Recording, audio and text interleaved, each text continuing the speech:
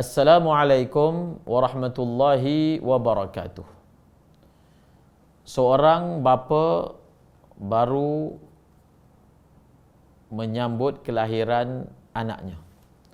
Berbetulan dengan waktu melaksanakan ibadah korban. Adakah boleh seorang bapa itu menggabungkan, iaitu seekor kambing diniatkan sebagai korban dan juga sebagai akikah. Diniatkan sekali. Bagi menyelesaikan masalah ini, kita rujuk pandangan Al-Imam Ibni Hajar Al-Haytami.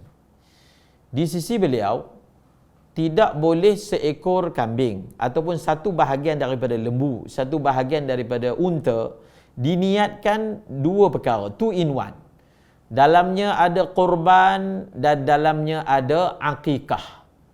Tidak boleh. Kalau diniatkan sekali, korban pun tidak jadi, akikah pun tidak jadi. Maknanya apa? Dia akan jadi daging biasa sahaja yang disembelih diberi makan kepada orang lain. Yang kedua, persoalan berkaitan dengan pada hari tersebut. Okeylah, tadi dinyatakan tidak boleh digabungkan antara keduanya. Menjadi tanda tanya kepada bapa tadi, yang mana perlu saya dahulukan? Adakah saya perlu dahulukan korban ataupun saya perlu mendahulukan akikah? Wang yang bapa itu ada cukup untuk salah satu, sama ada dia dahulukan korban untuk diri dia ataupun dia dahulukan tanggungjawab akikah yang atas diri dia juga untuk anak dia. Dalam keadaan ini, lebih diutamakan dia mendahulukan korban. Mendahulukan korban berbanding akikah. Sebab yang pertama, korban ini waktunya terhad 4 hari saja. Adapun akikah, selepas daripada hari tasyrik, bahkan waktu untuk melaksanakannya itu masih panjang. Masih panjang. Itu sebab yang pertama.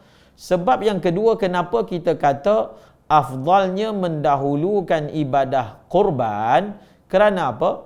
Kerana ibadah korban ini hukumnya lebih berat berbanding akikah. Sunat muakkadah. Ada sebahagian ulama yang mengatakannya wajib. Adapun akikah, tidak ada ulama yang mengatakannya wajib. Maka disiplin tarjihnya bila bertembung dua perkara sunat, yang satu perkara sunat ada ulama kata wajib, satu perkara sunat tidak ada ulama yang mengatakan wajib. Bila bertembung, bila kita keliru yang mana perlu didahulukan, pakai kaedah tadi, kita utamakan ibadah sunat yang ada ulama mengatakannya wajib berbanding ibadah sunat yang tidak ada ulama yang mengatakannya wajib. Persoalan yang ketiga, satu orang bapa bertanya, yang mana saya perlu dahulukan, antara akikahkan anak ataupun buat korban untuk anak itu. Yang tadi buat korban untuk bapa, yang ini buat korban atas nama anak tadi. Bila bertembung antara keduanya, yang mana lebih didahulukan, maka kita dahulukan buat akikah untuk anak tersebut berbanding untuk kita buat korban bagi pihak anak tersebut. Kerana apa? Kerana tuntutan akikah dalam konteks ini dengan tuntutan korban, dua-dua hukumnya tidaklah sampai sunat muakkadah bagi pihak anak tersebut. Bagi pihak anak tersebut, dia merupakan korban yang kita lakukan untuknya merupakan suatu hibah daripada pihak kita.